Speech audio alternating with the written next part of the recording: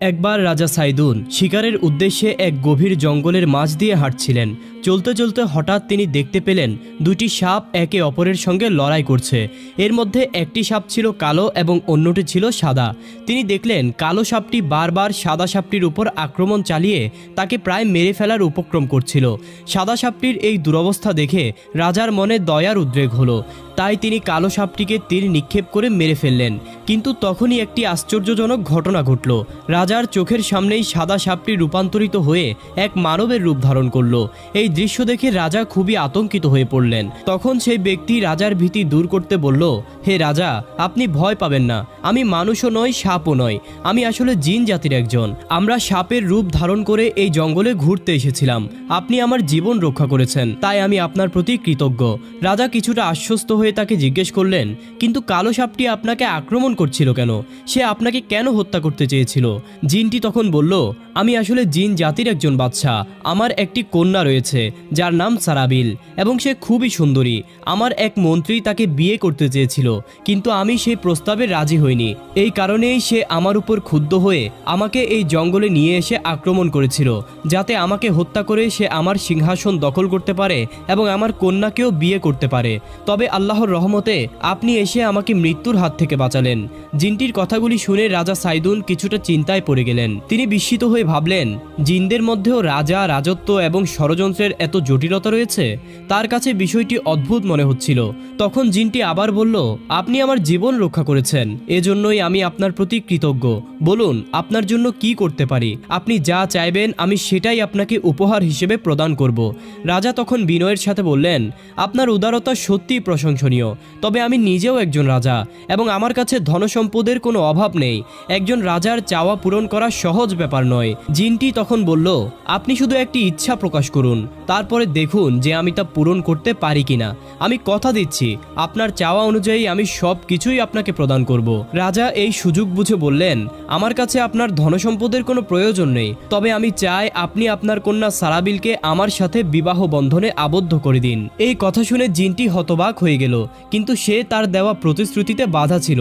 তাই বাধ্য হয়েই সে বলল, ঠিক আছে, যেহেতু আমি আপনাকে প্রতিশ্রুতি দিয়েছি তাই আপনার ইচ্ছা আমি পূরণ করব। তবে আপনাকে একটি শর্ত মানতে হবে। আমার কন্যা তো আর আপনার মতো মানুষ নয়। তার চলাফেরা, আচার আচরণ সবই ভিন্ন ধরনের হবে, যা আপনার পছন্দ নাও হতে পারে। তবে এসব নিয়ে আপনি তাকে কোনো প্রশ্ন করতে পারবেন না। যদি কোনো কারণে তাকে প্রশ্ন করেন তাহলে সেদিনই সে আপনাকে ছেড়ে চলে আসবে এবং তখন কেউ তাকে ফিরিয়ে আনতে পারবে না। রাজা সাইদুন শর্তটি শুনে আশ্বস্ত হয়ে বললেন, আপনি নিশ্চিন্ত থাকুন, আমার প্রচুর ধনসম্পদ আছে। আপনার কন্যার আচরণ যাই হোক আমি মেনে নেব। এরপর রাজা সেই জিনের কন্যাকে বিয়ে করে রাজপ্রাসাদে নিয়ে এলেন। তাদের দাম্পত্য জীবন অনেক সুখেই কাটছিল।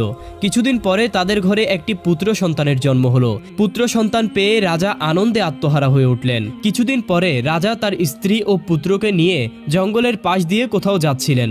তখনই হঠাৎ জঙ্গল থেকে একটি কালো বাঘ বেরিয়ে এলো। তখন অপ্রত্যাশিতভাবে রাজার স্ত্রী নিজ থেকেই শিশুপুত্রকে বাঘের কাছে দিয়ে দিলেন। বাঘটি পুত্রকে নিয়ে জঙ্গলের গভীরে চলে গেল। এই দৃশ্য দেখে রাজা ক্রোধে ফেটে পড়লেন। তার একমাত্র আদরের সন্তানকে বাঘের কাছে দিয়ে দেওয়া তার জন্য অবিশ্বাস্য এক আঘাত ছিল। তবুও স্ত্রীর প্রতি ভালোবাসা ও সংসার রক্ষার তাগিদে তিনি বিষয়টি মেনে নিলেন এবং কিছুই বললেন না। কিছুদিন পর আবার তাদের একটি কন্যা সন্তান জন্মগ্রহণ করল। কন্যা সন্তান পেয়ে রাজা আবারও খুবই আনন্দিত হলেন। তবে সে আনন্দ দীর্ঘস্থায়ী হলো না। একদিন রাতে রাজা ঘুম থেকে জেগে দেখলেন তার স্ত্রী ও সন্তান তার পাশে নেই। তখন তিনি খুঁজতে খুঁজতে পাশের কক্ষে গিয়ে পৌঁছলেন। সেখানে গিয়ে তিনি দেখলেন তার স্ত্রী আগুন জ্বালিয়ে তাদের কন্যাকে সেই আগুনে ধরে রেখেছে। রাজা দেখতে পেলেন তার মেয়ে তার চোখের সামনেই পুড়ে ছাই হয়ে গেল। এবারও রাজা রাগে ফুঁসে উঠলেন। তবে এবারও তিনি কিছুই বললেন না। স্ত্রী সংসার ত্যাগ করতে পারে এই শঙ্কায় তিনি আবারও বিষয়টি মেনে নিলেন। কিছুদিন পরে রাজ্যের সৈন্যবাহিনীরা শত্রুদের মোকাবেলা করার জন্য রণক্ষেত্রে নেমে পড়ে। সেই রাতে রাজার স্ত্রী চুপিসারে সেখানে উপস্থিত হয়ে সৈন্যদের সংরক্ষিত পানির সবটুকুই মাটিতে ঢেলে দিল। অতঃপর সে ওখান থেকে নিঃশব্দে সরে পড়ল। কিন্তু এই ঘটনাটি এক সৈন্য দেখে ফেলেছিল। পরদিন সে সৈন্য রাজার কাছে এসে বলল, মহারাজ, আপনি হয়তো জানেন না, তবে আপনার শত্রু আপনারই প্রাসাদের মধ্যে বসবাস করছে। গত রাতে রাতে আপনার স্ত্রী চুপিসারে গিয়ে সৈন্যদের জন্য রাখা পানিগুলি মাটিতে ঢেলে দিয়ে চলে এসেছে। এতে তিনি হয়তো চান আপনার সৈন্যরা পিপাসায় কাতর হয়ে পরাস্ত হোক এবং আপনাকে অপদস্থ করা হোক। এই খবর শুনে রাজা প্রচণ্ড ক্রোধান্বিত হলেন। তিনি সঙ্গে সঙ্গে স্ত্রীকে রাজ দরবারে ডেকে পাঠিয়ে জিজ্ঞেস করলেন, তোমার আসল উদ্দেশ্য কি? তোমার প্রতিটি কাজই আমি এতদিন সহ্য করেছি, কিন্তু এবার আর পারছি না। কেন তুমি রাতে চুপিসারে সৈন্যদের মজুত করা পানিগুলি মাটিতে ঢেলে দিলে? তুমি কি চাও তারা তৃষ্ণায় কাতর হয়ে যুদ্ধে পরাজিত হোক? এই কথা শুনে রাজার স্ত্রী শান্তভাবে উত্তর দিলেন, আপনি আমার কাজের কারণ জানতে চেয়েছেন, তাই আপনার সাথে আমার সম্পর্ক এখানেই শেষ। তবে আমি যাবার আগে আমার প্রতিটি কাজের কারণ ব্যাখ্যা করে যাব, যাতে আমার প্রতি কোনো ভুল ধারণা আপনার মনে না থাকে। রাজা উত্তরে বললেন, ঠিক আছে, তবে সব কিছুই খোলসা করো। এরপর রাজার স্ত্রী বললেন, আমি আপনার পুত্রকে বাঘের মুখে দিয়েছিলাম, কিন্তু সেটি আসলে কোনো সত্যিকারের বাঘ ছিল না। সেটি ছিল আমার ছোট ভাই, যিনি বাঘের রূপে এসেছিলেন। মূলত আমার মা বাবা তাদের নাতিকে দেখতে চেয়েছিলেন, তাই আমার ভাই তাকে তাদের কাছে নিয়ে যান। তবে দুর্ভাগ্যবশত সেখানে যাওয়ার পর আপনার পুত্র অসুস্থ হয়ে পড়ে এবং তার মৃত্যু ঘটে। আর দ্বিতীয় ঘটনাটি হলো, আমি আপনার কন্যাকে আগুনে ধরিয়ে দিয়েছিলাম, তবে সত্যিকার অর্থে তাকে পোড়ানো হয়নি, বরং এটি ছিল তাকে আমার মা বাবার কাছে পাঠানোর একটি বিশেষ পদ্ধতি। আপনার কন্যা আসলে এখনও জীবিত এবং আমার মা বাবার কাছে নিরাপদেই রয়েছে। সে এখন অনেকটা বড়ও হয়ে গেছে এবং আমি যাওয়ার পূর্বে অবশ্যই আপনার কন্যাকে আপনার কাছে ফিরিয়ে দেব। এবার তৃতীয় বিষয়ের ব্যাখ্যা দিই। আমি সৈন্যদের পানি ফেলে দিয়েছিলাম, কারণ এটি আসলে আপনার সুরক্ষার জন্যই ছিল। কেননা আপনার সৈন্যদের মধ্যে একজন সৈন্য শত্রুপক্ষের সঙ্গে মিলে গেছে। সে শত্রুপক্ষের নির্দেশে পানিতে বিষ মিশিয়ে রেখেছিল, যাতে সবাই সেই পানি পান করে সকল সৈন্যরাই প্রাণ হারায়। তাই আমি গোপনে গিয়ে সেই পানিগুলি ফেলে দিয়েছিলাম, যেন আপনার সৈন্যদের কোনো ক্ষতি না হয়। এসব কথা শুনে রাজা হতভম্ব হয়ে গেলেন, কিন্তু চুক্তি অনুযায়ী তার আর কিছুই করার ছিল না। অবশেষে রাজার স্ত্রী সারাবিল তাদের কন্যাকে এনে রাজার হাতে তুলে দিয়ে চিরদিনের জন্য চলে গেলেন, আর কন্যাটি রাজার কাছেই রয়ে গেল। কিছুদিন পর রাজা ইন্তেকাল করলেন। তখন প্রজাদের সিদ্ধান্ত অনুযায়ী তার একমাত্র কন্যা রাজ সিংহাসনে আসীন হলেন। এই কন্যাকেই আমরা আজ রানী বিলকিস নামে জানি। এদিকে হজরত সুলাইমান আলাইহিস সালাম নবী ও বাদশাহ হিসেবে প্রভাব বিস্তার করেন। তার রাজত্ব শুধু মানব জাতির উপর নয়, বরং জিন, পশু পাখি, এমনকি বাতাসের উপরও বিদ্যমান ছিল। একদিন হজরত সুলাইমান আলাইহিস সালাম তার রাজ সিংহাসনে বসে পাখিদের সাথে কথাবার্তা বলছিলেন। তিনি মাথার উপরে তাকিয়ে দেখতে পেলেন নানান প্রজাতির পাখি তার মাথার উপর ছায়া বিস্তার করে আছে, কিন্তু তাদের মধ্যে তার প্রিয় পাখি হুদহুদের দেখা মিলল না। তখন সুলাইমান আলাইহিস সালাম তার সভাসদদের দিকে তাকিয়ে প্রশ্ন করলেন, হুদহুদ কোথায়? সুলাইমান আলাইহিস সালামের প্রশ্ন শুনে সভাসদরা নম্রভাবে উত্তর দিল, হে আল্লাহর নবী, আমরা জানি না হুদহুদ কোথায় আছে, আমাদের কাছে তার কোনো খবর নেই। তখন সুলাইমান আলাইহিস সালাম বললেন, হুদহুদ কি আমার কাছ থেকে দূরে সরে গেছে? সে কি আমার আদেশ অমান্য করেছে? এমন গুরুত্বপূর্ণ সময়ে সে কেন অনুপস্থিত? যদি সে এর উপযুক্ত ব্যাখ্যা না দিতে পারে, তবে আমি তাকে কঠোর শাস্তি দেব, এমনকি তাকে জবাই করতেও দ্বিধা করব না। এরপর আল্লাহর নবী হজরত সুলাইমান আলাইহিস সালাম তার অনুগত জিন একাবকে ডাকলেন। তাকে আদেশ দিলেন, তুমি যাও এবং খুঁজে বের করো হুদহুদ কোথায় রয়েছে, তাকে খুঁজে আমার সামনে নিয়ে এসো। সুলাইমান আলাইহিস সালামের এই নির্দেশ পেয়ে একাব জিন দ্রুত হুদহুদকে খুঁজতে বেরিয়ে পড়ল। পথিমধ্যে তার সঙ্গে হুদহুদের দেখাও হয়ে গেল। একাব জিন হুদহুদকে বলল, হে হুদহুদ, তুমি কি জানো আল্লাহর নবী হজরত সুলাইমান আলাইহিস সালাম তোমার অনুপস্থিতিতে অত্যন্ত অসন্তুষ্ট হয়েছেন। তিনি বলেছেন, তুমি যদি তোমার এই অনুপস্থিতির যথাযথ কারণ সম্পর্কে তাকে অবগত করতে না পারো, তবে তিনি তোমাকে কঠোর শাস্তি দিবেন, এমনকি জবাই করতেও দ্বিধা করবেন না। তখন হুদহুদ বলল, তুমি এ নিয়ে দুশ্চিন্তা করো না, আমি আল্লাহর নবী হজরত সুলাইমান আলাইহিস সালামের জন্য এমন একটি গুরুত্বপূর্ণ সুসংবাদ নিয়ে যাচ্ছি, যা শুনলে তিনি আর আমাকে শাস্তি দিবেন না। একাব জিন তখন জিজ্ঞেস করলো, কি সেই সংবাদ? আমাকে বলো তো শুনি। হুদহুদ উত্তর দিল, আমি এখানে তোমার কাছে এই সংবাদ প্রকাশ করতে চাই না, বরং আল্লাহর নবী হজরত সুলাইমান আলাইহিস সালামের সামনে গিয়েই পুরো ঘটনাটি খুলে বলতে চাই। সুতরাং চলো তার কাছেই যাই। এরপর হুদহুদ নবী সুলাইমান আলাইহিস সালামের সামনে এসে সালাম জানালো। সুলাইমান আলাইহিস সালাম সালামের উত্তর দিয়ে বললেন, হে হুদহুদ, তুমি আমার প্রয়োজনের সময় অনুপস্থিত ছিলে। বলো তুমি কোথায় ছিলে? আমার আদেশ কি তুমি অমান্য করেছো, নাকি তোমার পালানোর ইচ্ছা ছিল? হুদহুদ বিনম্রভাবে উত্তর দিল, হে আল্লাহর নবী, আমি আপনার অবাধ্য হইনি এবং আপনার নিকট হতে দূরেও সরে যাইনি, বরং আমি আপনার জন্য এক মহা সুসংবাদ নিয়ে এসেছি। সুলাইমান আলাইহিস সালাম বললেন, তাহলে শোনাও কি সেই সুসংবাদ যা তুমি নিয়ে এসেছো? হুদহুদ বলল, হে আল্লাহর নবী, আমি আপনার রাজ্যের সীমানার বাইরে কিছু সময়ের জন্য ঘুরতে গিয়েছিলাম। সেখানে হঠাৎ আমি আমার এক স্বজাতি পাখিকে উড়ে যেতে দেখলাম। তাকে দেখে আমি তাকে ডাক দিলাম। আমার ডাকে সাড়া দিয়ে সে আমার কাছে এলো। আমি তাকে জিজ্ঞেস করলাম, ভাই তুমি কোথায় যাচ্ছ? সে উত্তর দিল, আমি আমার রাজ্যে ফিরে যাচ্ছি, রানী বিলকিসের রাজ্যে। আমি অবাক হয়ে তাকে বললাম, রানী বিলকিসকে? সে বলল, তুমি সাইদুন বাদশার কন্যা রানী বিলকিসকে চেনো না? তিনি এই পৃথিবীর অন্যতম একজন সুন্দরী নারী। তার রাজ্যের প্রজারা শান্তিতে বসবাস করে এবং সেখানে কোনো অভাব নেই। তার প্রতি প্রজাদের কোনো অভিযোগ নেই। তিনি যেই সিংহাসনে বসেন তা হীরা জহরত এবং মণিমাণিক্য খচিত। তার মহল এমন যে পৃথিবীতে তার সমকক্ষ কোনো মহল নেই। প্রভাব, প্রতিপত্তি, সুখ, শান্তি সবই তার প্রাচুর্যে পরিপূর্ণ। এরপর সে আমাকে জিজ্ঞেস করলো, তুমি কোথায় থাকো? আমি বললাম, আমি বাদশাহ সুলাইমান আলাইহিস সালামের রাজ্যে বাস করি। তিনি আল্লাহ তাআলার পক্ষ হতে প্রেরিত একজন নবী। সে অবাক হয়ে বলল, বাদশাহ সুলাইমান, তিনি আবার কে? আমি বিস্মিত হয়ে বললাম, তুমি বাদশাহ সুলাইমানকে চিনো না? তার প্রভাব ও ক্ষমতা তো পুরো পৃথিবী জুড়ে ছড়িয়ে রয়েছে। এমন কোন রাজ্যে তুমি থাকো যেখানে থাকার কারণে তুমি বাদশাহ সুলাইমানকে চিনো না? তাহলে তোমার রাজ্যটি তো অবশ্যই একবার ঘুরে দেখতে হবে। সে বলল, তাহলে ভাই তুমি আমার সঙ্গে চলো। আমার রাজ্যে গিয়ে সাইদুন বাদশার কন্যা এবং তার প্রভাবশালী রাজ্যটি একবার দেখে আসবে চলো। এরপর আমরা দুজনে মিলেই সাবা রাজ্যে পৌঁছলাম।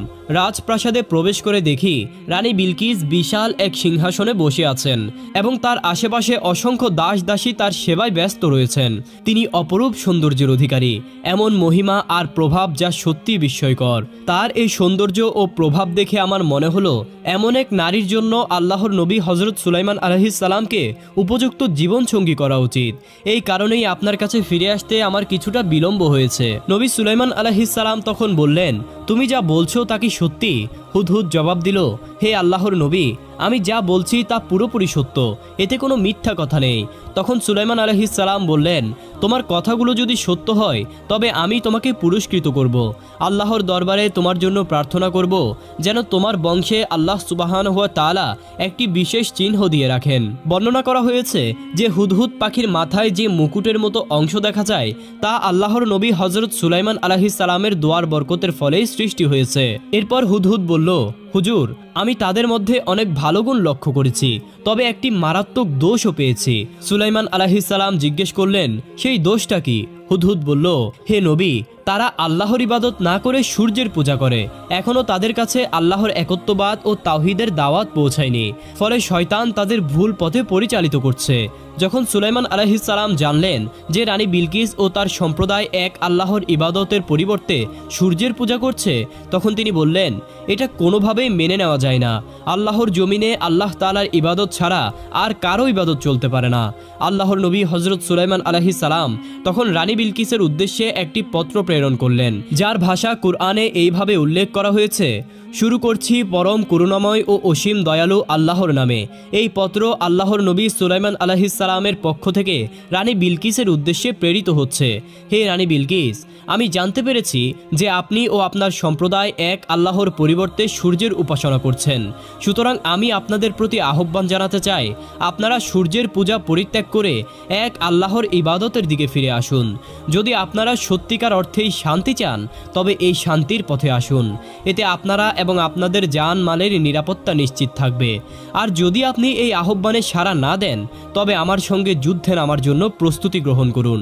চিঠি লেখা সম্পন্ন করে সুলাইমান আলাইহিস সালাম সেই চিঠিটি হুদহুদের ঠোঁটে তুলে দিলেন এবং বললেন, হুদহুদ, তুমি দ্রুত এই বার্তাটি রানী বিলকিসের কাছে পৌঁছে দাও।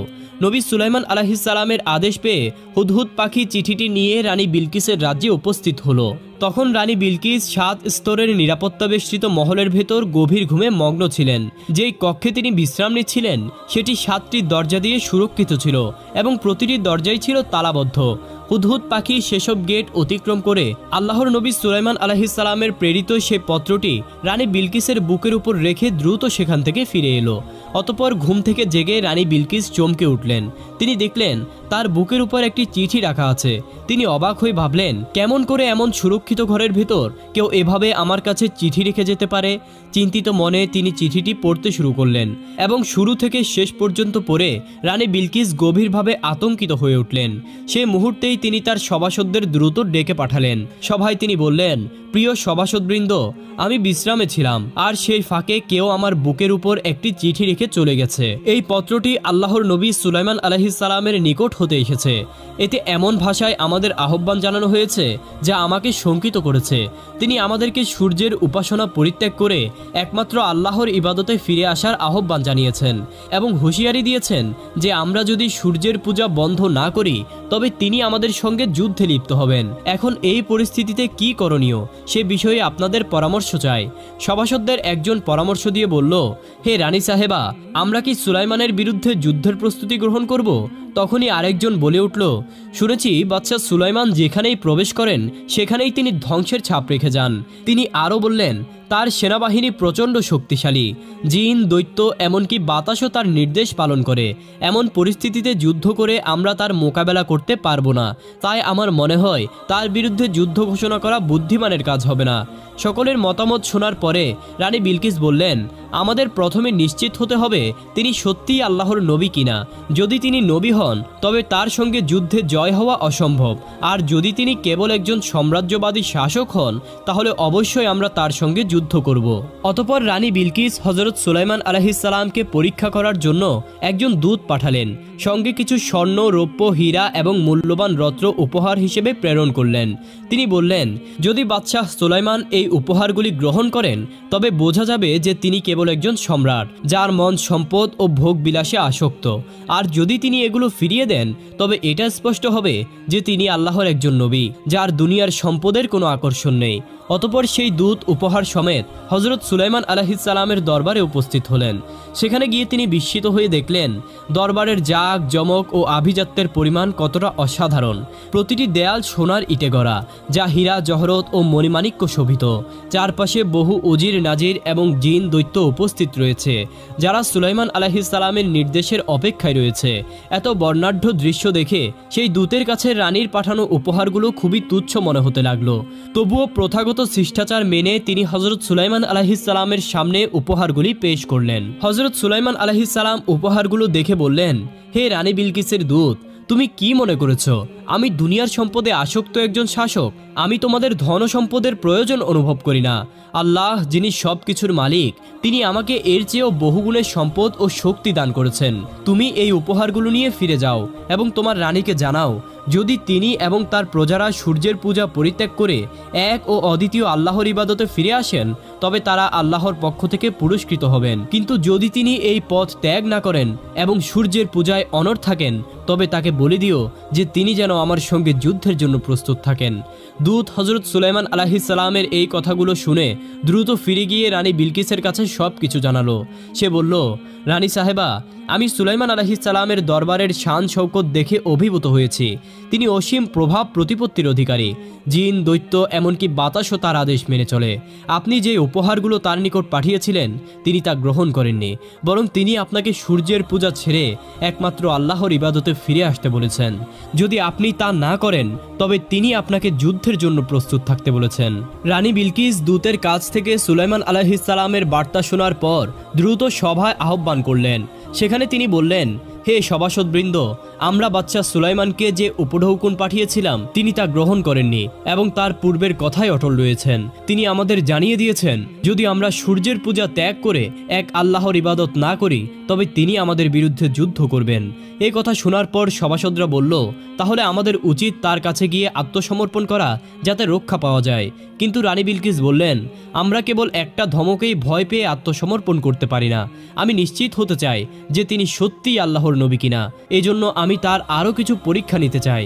এরপর রানী বিলকিস হজরত সুলাইমান আলাইহিসসালামের কাছে 4টি পরীক্ষা পাঠানোর পরিকল্পনা করলেন। প্রথম পরীক্ষায় তিনি কিছু দাস ও দাসীকে একই ধরনের পোশাকে সুসজ্জিত করালেন, এমনভাবে যেন তাদের মধ্যে কে পুরুষ আর কে মহিলা তা চেনা অসম্ভব হয়ে যায়।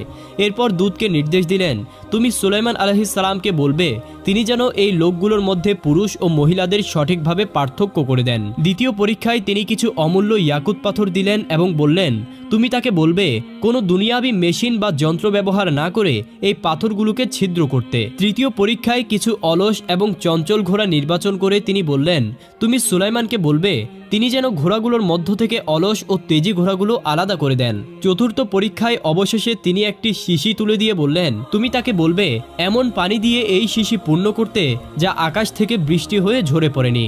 এইসব কঠিন পরীক্ষা পাঠানোর উদ্দেশ্য ছিল সুলাইমান আলাইহিসসালামের জ্ঞান ও প্রজ্ঞা যাচাই করা এবং সত্যিই তিনি আল্লাহর নবী কিনা তা নিশ্চিত হওয়া। দূত রানী বিলকিসের এই 4টি পরীক্ষা নিয়ে হজরত সুলাইমান আলাইহিসসালামের দরবারে উপস্থিত হয়ে তাকে সবকিছু বিস্তারিতভাবে জানালো। দূতের কথা শুনে হজরত সুলাইমান আলাইহিসসালাম বললেন, আচ্ছা ঠিক আছে, আল্লাহর ইচ্ছায় আমি এই পরীক্ষাগুলো সফলভাবে সম্পন্ন করব ইনশাআল্লাহ।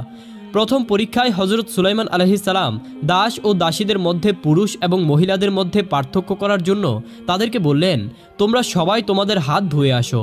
নির্দেশ পেয়ে সবাই হাত ধুতে আরম্ভ করলো। দেখা গেল পুরুষেরা তাদের কাপড়ের হাতা বেশি উপরে তুলল যাতে হাত ধুতে সুবিধা হয়, আর মহিলারা লজ্জায় তাদের কাপড়ের হাতার অংশ কম তুলেই হাত ধৌত করলো। তখন সুলাইমান আলাইহিসসালাম বলে দিলেন, যারা তাদের কাপড়ের হাতা বেশি তুলেছে তারা পুরুষ আর যারা কম তুলেছে তারা মহিলা। এভাবে তিনি প্রথম পরীক্ষায় সফল হলেন। দ্বিতীয় পরীক্ষায় আল্লাহর নবী সুলাইমান আলাইহিসসালাম রানী বিলকিসের দেওয়া ইয়াকুত পাথরগুলো ছিদ্র করার জন্য কিছু বিশেষ প্রজাতির কীটকে আহ্বান করলেন। তিনি বললেন, হে কীটেরা, তোমরা এই ইয়াকুত পাথরগুলো ছিদ্র করো। আল্লাহর হুকুমে সেই কীটগুলো সহজেই পাথরগুলোতে ছিদ্র করে ফেলল। এতে সুলাইমান আলাইহিসসালাম দ্বিতীয় পরীক্ষাতেও উত্তীর্ণ হলেন। অতঃপর তৃতীয় পরীক্ষায় অলস ও তেজি ঘোড়াগুলোর মধ্যে পার্থক্য করার জন্য তিনি তার দাসদেরকে ঘোড়াগুলোর সামনে ঘাস ও ছোলা বুট এনে রাখার নির্দেশ দিলেন। দেখা গেল অলস ঘোড়াগুলো তাড়াহুড়ো করে ছোলা বুট খেতে শুরু করলো, কারণ এগুলো সহজে খাওয়ার মতো ছিল। অন্যদিকে তেজি ঘোড়াগুলো অপেক্ষা করে ঘাস খেতে আরম্ভ করলো, যা চিবিয়ে খেতে হয়। তখন সুলাইমান আলাইহিসসালাম বললেন, যে ঘোড়াগুলো ছোলা বুট খেয়েছে সেগুলো হলো অলস ঘোড়া, আর যেগুলো ঘাস খেয়েছে সেগুলো ছিল তেজি ঘোড়া। এভাবেই তিনি তৃতীয় পরীক্ষাটিতেও উত্তীর্ণ হলেন। চতুর্থ পরীক্ষায় নবী সুলাইমান আলাইহিসসালাম কিছু ঘোড়সাওয়ারকে দ্রুত ঘোড়া ছুটিয়ে তার দরবারে আসতে বললেন। তারা ঘোড়া নিয়ে ছুটে এসে উপস্থিত হলে দেখা গেল ঘোড়াগুলো ক্লান্ত হয়ে তাদের শরীর থেকে ঘাম ঝরছে। তখন সুলাইমান আলাইহিসসালাম আদেশ দিলেন, এই ঘামগুলো শিশিতে ভরে রাখো। যেহেতু এই ঘামের পানিগুলো আকাশ থেকে বৃষ্টি হয়ে বর্ষিত হয়নি, সুতরাং এটি সেই পানি ছিল যা রানী বিলকিস চেয়েছিলেন। এভাবেই তিনি চতুর্থ পরীক্ষাতেও সফলভাবে উত্তীর্ণ হলেন। এইসব পরীক্ষায় সফলতার মাধ্যমে হজরত সুলাইমান আলাইহিসসালাম প্রমাণ করলেন যে তিনি কেবল একজন শক্তিশালী শাসকই নন, বরং তিনি মহান আল্লাহ রাব্বুল আলামিনের প্রদত্ত প্রজ্ঞা ও জ্ঞানের অধিকারী সত্যিকারের একজন নবী। আল্লাহর নবী সুলাইমান আলাইহিসসালামের এই সব কাজ শেষ হবার পরে সেই দূত রানী বিলকিসের কাছে ফিরে গিয়ে সুলাইমান আলাইহিসসালামের প্রতিটি পরীক্ষায় উত্তীর্ণ হওয়ার কাহিনী বিস্তারিতভাবে তাকে জানালো। রানী বিলকিস তখন বুঝতে পারলেন যে সুলাইমান আলাইহিসসালাম সত্যিই আল্লাহর একজন নবী, এবং তিনি উপলব্ধি করলেন তার সঙ্গে যুদ্ধ করা অসম্ভব এবং তা বুদ্ধিমানের কাজও হবে না। তাই তিনি সিদ্ধান্ত নিলেন তারা সদল বলে গিয়ে আল্লাহর নবী হজরত সুলাইমান আলাইহিসসালামের নিকট আত্মসমর্পণ করবেন এবং এক আল্লাহর ইবাদত কবুল করবেন। অতঃপর রানী বিলকিস তার সিংহাসনটি একটি সুরক্ষিত কক্ষে রেখে বিশাল সামন্ত বাহিনী সহ সুলাইমান আলাইহিসসালামের দরবারে যাওয়ার জন্য যাত্রা শুরু করলেন।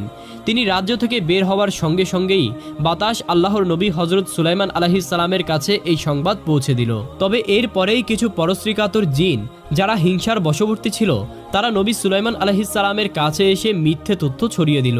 তারা বলল, হে নবী সুলাইমান, আপনি কি জানেন রানী বিলকিস আসলে একজন জিনের কন্যা? তিনি যে একজন জিনের সন্তান এর প্রমাণ হলো তার সমস্ত শরীর পশমে ঢাকা। আর আরেকটি বিষয় হলো রানী বিলকিস অত্যন্ত নির্বোধ একজন মহিলা, তার মধ্যে কোনো প্রজ্ঞা বা বুদ্ধিমত্তা নেই। মূলত সেই জিনেরা হিংসার বশবর্তী হয়েই আল্লাহর নবী হজরত সুলাইমান আলাইহিসসালামের নিকট এসব মিথ্যা তথ্য উপস্থাপন করেছিল, যাতে সুলাইমান আলাইহিসসালামের মনে রানী বিলকিসের সম্পর্কে ভুল ধারণা তৈরি হয়। কিন্তু আল্লাহর নবী সুলাইমান আলাইহিসসালাম ছিলেন অত্যন্ত বিচক্ষণ এবং আল্লাহর প্রদত্ত প্রজ্ঞার অধিকারী। তিনি ধৈর্য সহকারে সবকিছু পর্যবেক্ষণ করছিলেন এবং রানী বিলকিসের আসন্ন আগমনের জন্য প্রস্তুতি নিচ্ছিলেন। অতঃপর হযরত সুলাইমান আলাইহিস সালাম জিনদের কাছ থেকে এই তথ্য পেয়ে এই তথ্যগুলি যাচাই করার জন্য রানী বিলকিস সম্পর্কে নিজেই নিশ্চিত হওয়ার সিদ্ধান্ত নিলেন। তিনি পরিকল্পনা করলেন রানী বিলকিসের শরীর লোমে ঢাকা কিনা এবং তিনি বুদ্ধিমান নাকি নির্বোধ তা তিনি পরীক্ষা করবেন। এজন্যই রাজপ্রাসাদে প্রবেশের পথে একটি পুকুর তৈরি করলেন। পুকুরের উপর এমন একটি স্বচ্ছ কাঁচ স্থাপন করলেন যা দেখে মনে হবে সেটি সত্যি পানির পুকুর। কোনো আগন্তুক ব্যক্তি প্রথম দেখায় তা বুঝতে পারবে না। দ্বিতীয়ত, রানী বিলকিসের বুদ্ধিমত্তা যাচাইয়ের জন্য সুলাইমান আলাইহিস সালাম তার সভাসদদের উদ্দেশ্যে বললেন, তোমাদের মধ্যে কে আছো যে রানী বিলকিসের সিংহাসনটি দ্রুত আমার কাছে এনে দিতে পারবে? তার এমন প্রশ্ন শুনে একদল জিন এসে বলল, হে আল্লাহর নবী, আমরা কয়েক ঘন্টার মধ্যেই সিংহাসনটি আপনার কাছে উপস্থিত করতে পারি। হযরত সুলাইমান আলাইহিস সালাম বললেন, এত সময় দেওয়া সম্ভব নয়, এর চেয়ে কম সময়ে এনে দিতে হবে। তখন ইফরিত নামক শক্তিশালী এক জিন বলল, হে আল্লাহর নবী, আপনার সিংহাসন থেকে উঠতে এবং বসতে যতটুকু সময় লাগে তার মধ্যেই আমি রানী বিলকিসের সিংহাসন নিয়ে আপনার সামনে হাজির করতে পারবো। কিন্তু সুলাইমান আলাইহিস সালাম বললেন, এর চাইতে দ্রুত সময়ের মধ্যে কেউ কি এনে দিতে পারবে? এই সময়ে দরবারে উপস্থিত আসেফ ইবনে বরখিয়া নামে এক পবিত্র ব্যক্তি দাঁড়িয়ে বললেন, হে আল্লাহর নবী, আমি আল্লাহর নামের বরকতে চোখের পলকেই ওই সিংহাসনটি আপনার কাছে এনে দিতে পারবো। অতঃপর সুলাইমান আলাইহিস সালাম তাকে আদেশ দিলেন, হ্যাঁ, তুমিই সিংহাসনটি এখানে নিয়ে আসো। তখন আসেফ ইবনে বরখিয়া আল্লাহর ইচ্ছায় তার দেওয়া জ্ঞান ও ক্ষমতার দ্বারা চোখের পলকে রানী বিলকিসের সিংহাসন সুলাইমান আলাইহিস সালামের সামনে উপস্থিত করে দিলেন। অতঃপর সুলাইমান আলাইহিস সালাম বললেন, তোমরা এই সিংহাসনটির মধ্যে কিছুটা পরিবর্তন নিয়ে আসো। নবী সুলাইমান আলাইহিস সালামের নির্দেশে রানী বিলকিসের সিংহাসনে কিছু পরিবর্তন আনা হলো যাতে তার বুদ্ধিমত্তা যাচাই করা যায়। কিছুক্ষণের মধ্যেই রানী বিলকিস তার সঙ্গী সাথীদেরকে নিয়ে সুলাইমান আলাইহিস সালামের দরবারে উপস্থিত হলেন। প্রাসাদের প্রবেশ পথে রাখা কাচের পুকুর দেখে রানী বিলকিস বিভ্রান্ত হয়ে পড়লেন। তিনি সেটিকে সত্যিকারের পানির পুকুর মনে করে তার পায়ের কাপড় কিছুটা উপরে তুলে হাঁটতে শুরু করলেন। তখনই সুলাইমান আলাইহিস সালাম দূর থেকেই দেখতে পেলেন জিনেরা তাকে যেই তথ্য দিয়েছিল তা সম্পূর্ণ মিথ্যা ছিল, কেননা রানী বিলকিসের শরীরে কোনো লোমই ছিল না। রাজপ্রাসাদে প্রবেশের পর বিলকিস সুলাইমান আলাইহিস সালামের পাশে একটি সিংহাসন দেখতে পেলেন। সিংহাসনটির দিকে এক দৃষ্টিতে তাকিয়ে তিনি গভীর চিন্তায় পড়ে গেলেন, কারণ এটি দেখতে তার নিজের সিংহাসনের মতোই মনে হচ্ছিল। তখন সুলাইমান আলাইহিস সালাম জিজ্ঞেস করলেন, আপনি কি এটি চিনতে পারছেন? রানী বিলকিস কিছুটা দ্বিধার সঙ্গে উত্তর দিলেন, এটি আমার খুবই পরিচিত লাগছে, মনে হচ্ছে যেন এটা আমারই সিংহাসন। রানী বিলকিসের সিংহাসন চেনার মাধ্যমে নবী সুলাইমান আলাইহিস সালাম নিশ্চিত হলেন যে জিনেরা যে তথ্যগুলি তার সামনে উপস্থাপন করেছিল সেগুলি সবগুলি মিথ্যা ছিল। তিনি বুঝতে পারলেন রানী বিলকিস কেবলমাত্র ক্ষমতাশালী রানীই নন, বরং তিনি অত্যন্ত বুদ্ধিমতী ও বিচক্ষণ একজন নারী। এরপর নবী সুলাইমান আলাইহিস সালাম তার নিকট ইসলামের দাওয়াত পেশ করলেন। রানী বিলকিস নবী সুলাইমান আলাইহিস সালামের দাওয়াতকে আন্তরিকভাবে গ্রহণ করলেন এবং আল্লাহর একত্ববাদকে সাদরে গ্রহণ করলেন। তিনি বললেন, হে আল্লাহর নবী, আজ থেকে আমি এবং আমার প্রজাগণ সূর্য পূজা ছেড়ে একমাত্র আল্লাহ তাআলার ইবাদতে ফিরে এসেছি এবং আমরা সবাই আজ থেকে এক আল্লাহর পথে আমাদের জীবন পরিচালিত করব। এরপর তিনি সুলাইমান আলাইহিস সালামের হাতে হাত রেখে কালেমা পাঠ করে ইসলাম গ্রহণ করলেন। অতঃপর রানী বিলকিস নবী সুলাইমান আলাইহিস সালামকে অনুরোধ করলেন, হে আল্লাহর নবী, আপনার কাছে আমার একটি অনুরোধ রয়েছে, আর তা হলো যদি আপনি আমাকে আপনার জীবন সঙ্গিনী বানিয়ে নিতেন তাহলে আপনার নিকট আমি চিরকৃতজ্ঞ থাকতাম। তখন নবী সুলাইমান আলাইহিস সালাম তার এই অনুরোধে তাকে বিবাহ করলেন। তবে অনেক ইতিহাসবিদদের মধ্যে এই বিষয়ে মতভেদ রয়েছে। কেউ কেউ মনে করেন সুলাইমান আলাইহিস সালাম ও রানী বিলকিসের মধ্যে বিবাহ হয়েছিল, আবার অনেকেই বলেন এই বিবাহ সংগঠিত হয়নি এবং তারা কেবল রাজনৈতিকভাবেই মিত্র হয়ে কাজ করছিলেন। তবে সঠিক ব্যাপার তো আল্লাহ তাআলাই ভালো জানেন।